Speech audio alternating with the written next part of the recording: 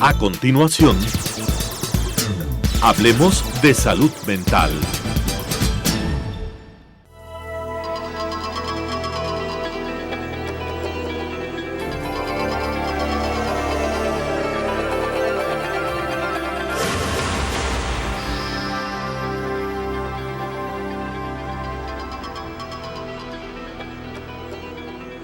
Señoras y señores, muy buenos días. Bienvenidos a que hablemos de salud mental.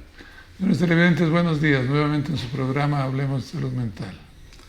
El día de hoy vamos a tratar de continuar con la secuencia que hicimos la semana pasada sobre términos que se usan erróneamente en el área de salud mental. Otra de las cosas que se habla con muchísima frecuencia es de los medicamentos que se utilizan en salud mental. Los medicamentos prescritos por los psiquiatras que tienen verdadera mala prensa para todo el mundo, y creo que todo el mundo se cree absolutamente experto en hablar sobre los medicamentos que toman los pacientes porque están deprimidos o porque han tenido ansiedad o porque están atravesando algún periodo en donde necesitan una medicación hipnótica, etcétera, etcétera. Bueno, ahí es terrible la opinión, ¿no? Bueno, si fuera solo la opinión. La opinión de expertos, de siempre. Sí. Generalmente es una opinión que desacredita el producto, pero hay otra vertiente también que modifican dosis, de que recomiendan tal o cual producto, de que modifican los horarios, de que dicen que hay que suspender bruscamente, que no hay que suspenderlo. Es una serie de indicaciones que evidentemente deben ser privativas del profesional, el que de esas cosas. Pero yo creo que tenemos el doctor Google, que es la gran fuente de distorsión de este tipo de conocimientos. Pacífico, tristemente hay que reconocer que una enorme cantidad de colegas son absolutamente ignorantes en relación a medicamentos psicofármacos. Y sin que signifique algo peyorativo. Se atreven a opinar. Y se atreven a quitar de golpe un medicamento o a modificar las dosis o cambiar los horarios de toma.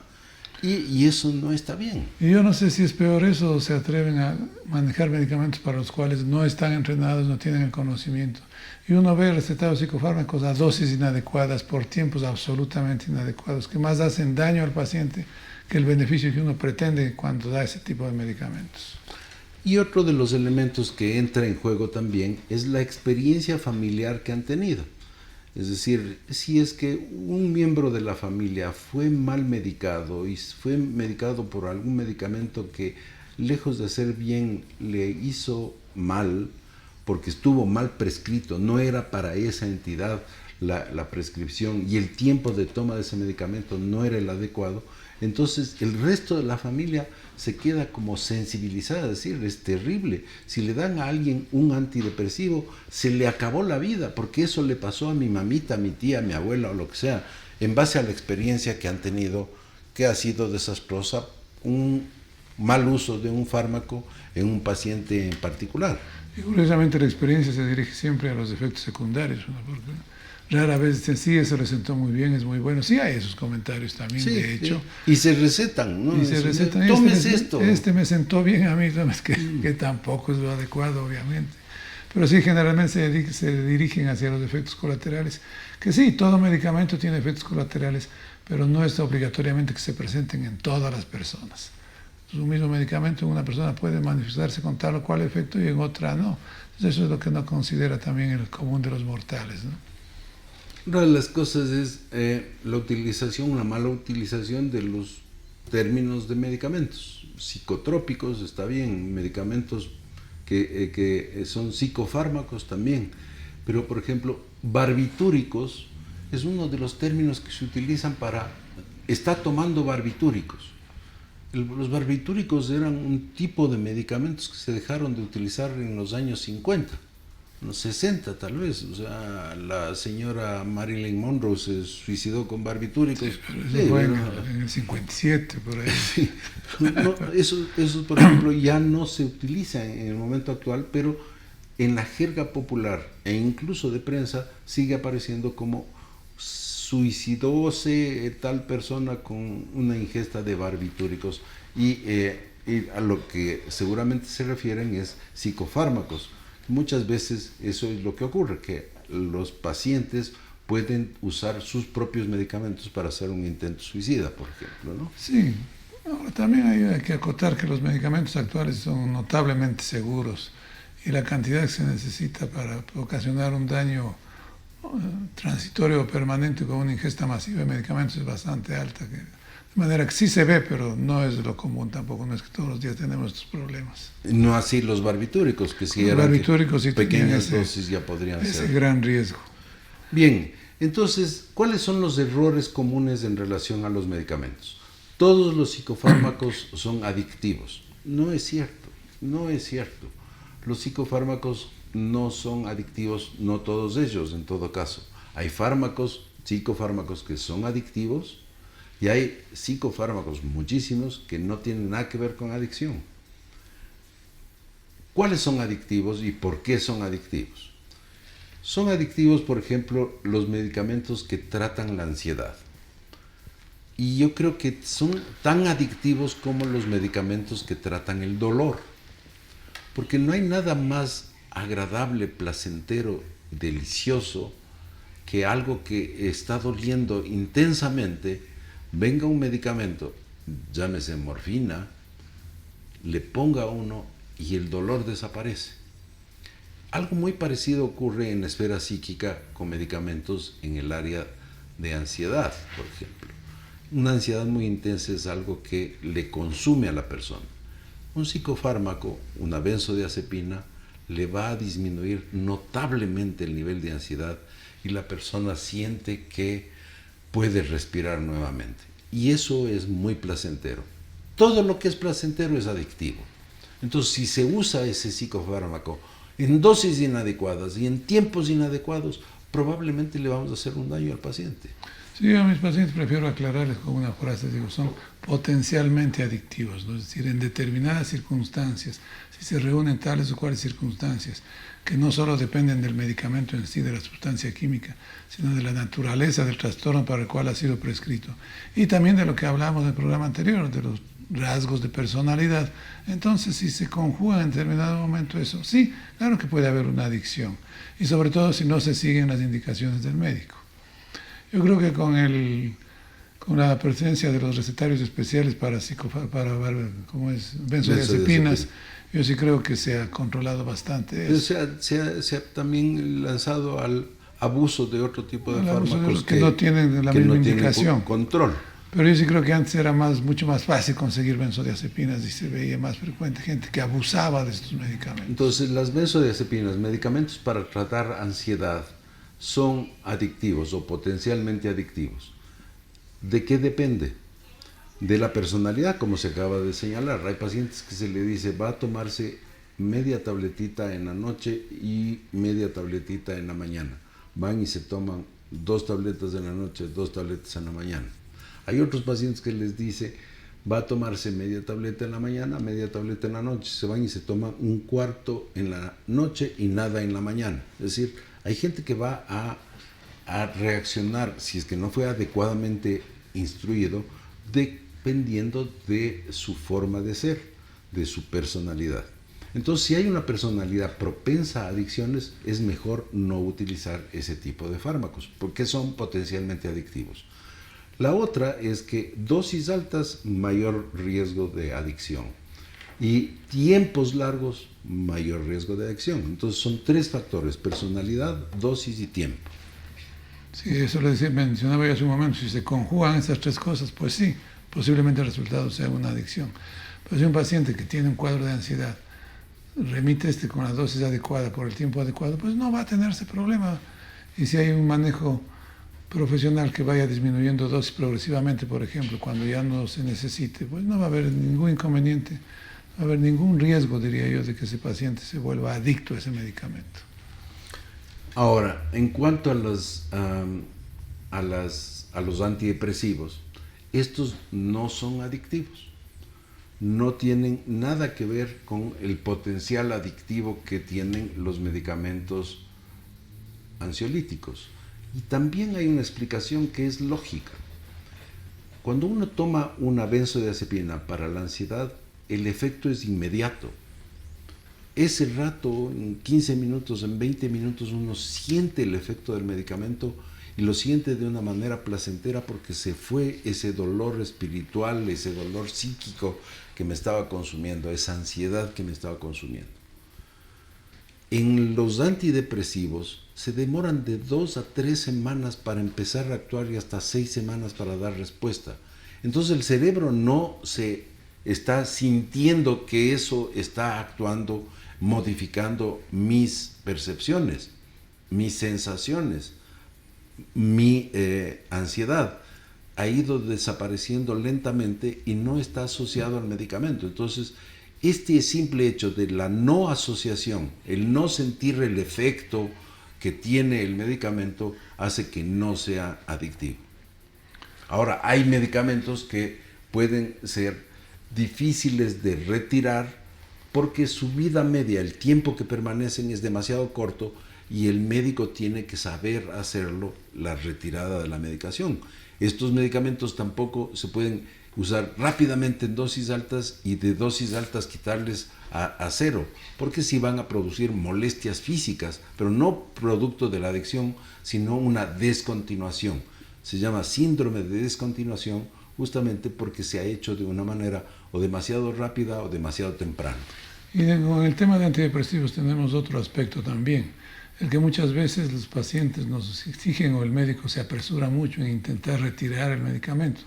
Entonces se retira el antidepresivo, pero el cuadro clínico no ha estado controlado totalmente. Entonces puede que en el corto plazo, muchas veces en cuestión de días, vuelven los síntomas. Y para esto para el paciente es una prueba irrefutable de que había estado adicto al medicamento, no puedo dejarlo porque me vuelvo a sentir mal. Yo creo que ese es un mal manejo en cuanto a dosis, en cuanto a tiempo de administración y en cuanto a forma de retirada, ¿no? Bien, nos vamos a unos anuncios, regresamos con ustedes en un minuto. De repente se acercó y me besó. Fue un impulso. Solo lo abracé, le di un beso en los labios y corrí. Porque yo tenía entonces 20 años y no pensaba casarme en ese tiempo. Le pedí su teléfono y no quiso darme. Creo que yo le gusté primero, seguro, ya que... Es un ángel. La conocí en una tienda. Fue en una clase donde la conocí. Y me dijo, tengo la mujer perfecta para ti. Y él sabía bailar, pero no muy bien. Era mi media naranja. Es mi reina, pero yo soy el rey. Le dije, te quiero preguntar algo y ella dijo, ¿qué? Y de rodillas, yo La vi reírse y temblar. Está muy apenada. no sé si dije, ¿te casas conmigo o quieres ser mi esposa? ¿Quieres ser mi esposa? Se me declaró en mi cumpleaños. Y ella dijo, sí, ¿estás seguro? Perdón.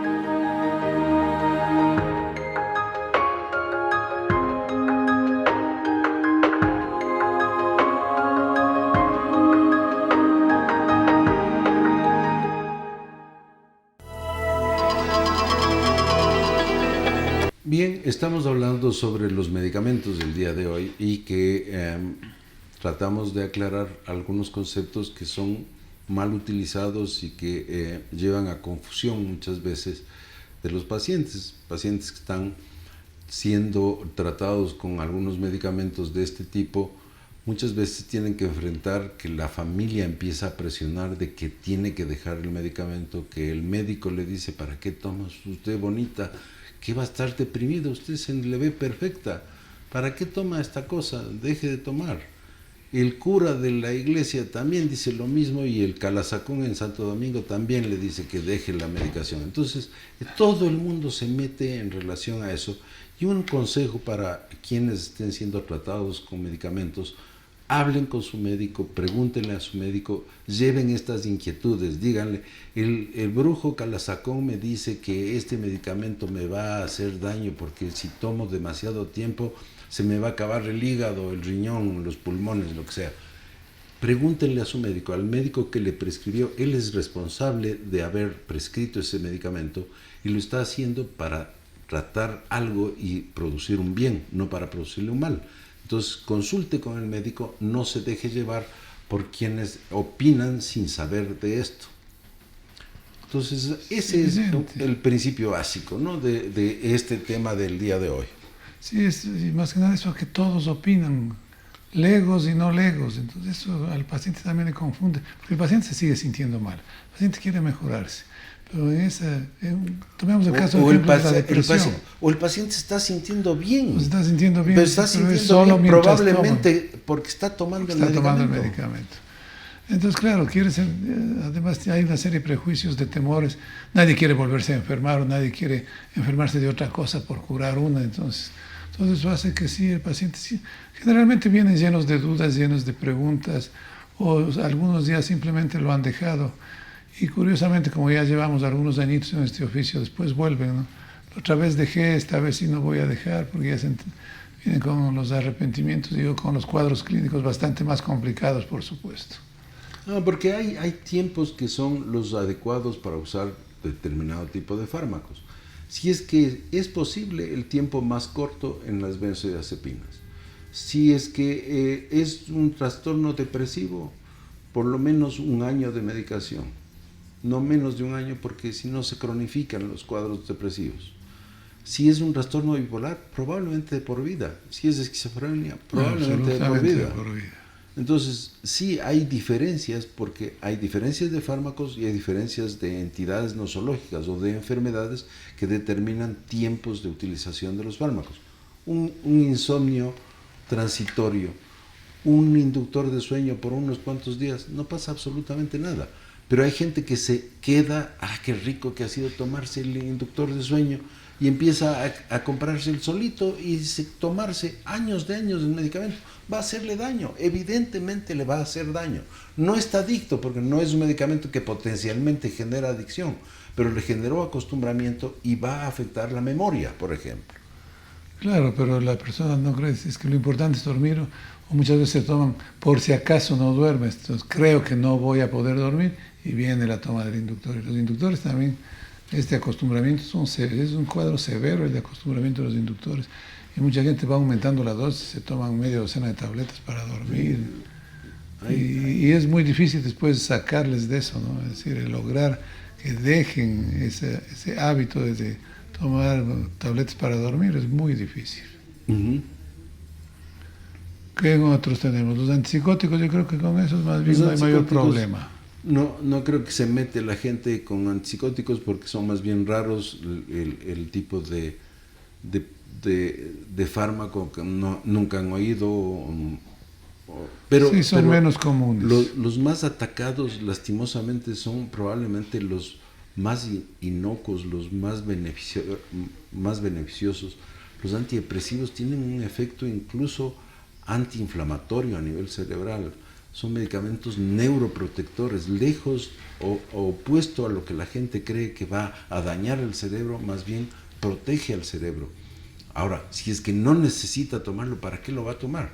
Hay medicamentos naturales como el litio que se utiliza en el trastorno de bipolaridad, que son naturales, es una sal de la naturaleza, pero en relación a este medicamento también hay picardías o ignorancia, médicos que les piden a los pacientes una determinación en sangre de los niveles de litio. Entonces, generalmente los resultados son 0.02, 0.1. Dependiendo de la dieta del día anterior. Claro, unos niveles bajísimos. Vea, el valor normal es entre 0.5 y 1.2. Usted tiene 0.01, o sea, está absolutamente acabado, sin litio, está grave. Mentira, no tenemos litio en el organismo. La respuesta, el resultado normal va a ser que tengamos 0.01. El 0.5, 1.2 es para cuando uno está tomando litio y tiene que mantenerse en ese rango. No bajarse de 0.5 y no subirse de 0.2, de 1.2, porque más bajo de 0.5 no sirve para nada y sobre 1.2 es tóxico. Ahora que hablábamos de términos que se ponen de moda, yo creo que esta práctica se puso de moda también. No sé si últimamente ha ido disminuyendo los litios inyectables, los sueros de litio. Hace 2 días acabo de ver una paciente que venía con que al hermano le ha estado faltando litio porque le hicieron una prueba de litio y estaba con los niveles en el suelo. Sí, se ve, por supuesto. Yo digo también como que en algo ha disminuido. Yo sí creo que hemos tratado este tema durante varias veces y Y es parte Algo de la llegado, educación a parte de nuestros la amigos educación, así es. televidentes. Y antipsicóticos, los anticonvulsionantes, los anticonvulsivos, medicamentos que se utilizan generalmente por los neurólogos para tratar epilepsia, es lo que llevan muchísimas veces a la confusión de pacientes y a la opinión generalmente muy docta del doctor Google en el internet.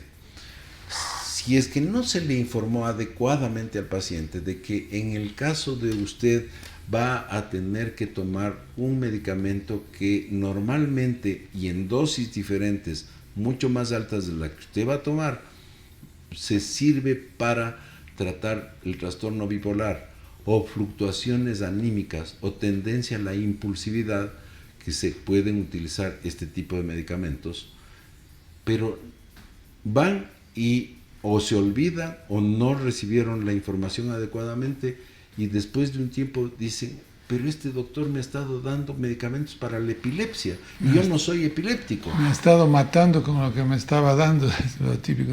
Sí, es un tema importante, lo que llamamos el segundo uso de los medicamentos. Entonces, medicamentos que tienen ese amplio espectro que se utilizan para una u otra cosa. Y evidentemente no es que el médico se haya equivocado, ni mucho menos, sino que estaba buscando, a lo mejor no el efecto principal, pero sino el segundo efecto que eso produce. Claro, y también tenemos eso con los antipsicóticos, medicamentos que en pequeñas dosis podrían ayudarnos en cierto tipo de trastornos como el trastorno obsesivo compulsivo. Pequeñas dosis de un medicamento que normalmente se utiliza para la psicosis, se está utilizando para ayudar a controlar cierto tipo de pensamientos que son intrusivos, molestos y generadores de ansiedad. Ese tipo de duda también es una de las que vienen los pacientes y dicen, vea, me ha estado matando, le han estado dando un medicamento para la esquizofrenia y mi hijo le llevé solamente con ansiedad. Es decir, hay confusión o mala información, mala educación, o no se entiende adecuadamente por diversas razones. Yo creo que es falta de información. Como tú dices, el doctor Google nos proporciona mucha información, pero no nos hace ser doctos en el asunto, ni mucho menos. No nos da un conocimiento más profundo y más que nada la experiencia que el profesional tiene en el uso de este tipo de fármacos. Entonces, la recomendación final para despedirnos es: confíen en su médico. Si hay dudas, pregunten a su médico. Pregunten todo lo que tengan que preguntar. No está mal preguntar antes de irse. Si hay alguna duda, alguna resistencia, tiene una experiencia mala, que mi mamá tomó esa cosa y le fue pésimo, coméntenle a su médico. El primo opinó que no debería tomar porque esto me va a acabar el hígado. Pregúntele a su médico, ¿es cierto esto? He leído esto en el Google, me dice que este es un medicamento para la epilepsia y para el trastorno de no sé qué cosa y usted no me dijo o no me aclaró. No, sí le aclaré, pero usted va a tomar una dosis que es totalmente diferente a la que utilizan los neurólogos para otro tipo de entidades. En fin, el mensaje es: consulte con su médico, pregúntele a él y hágale caso. Él tiene que saber cuánto tiempo tiene que tomar, qué dosis tiene que tomar y por qué tiene que tomar. Sobre todo siempre confíe en la opinión del profesional que le ha indicado ese medicamento y no se deje llevar por lo que dicen los compadres y las comadres, ¿no? Eso es importante. Bien, les esperamos a que continuemos hablando de salud mental. Hasta la próxima semana. Buenos días.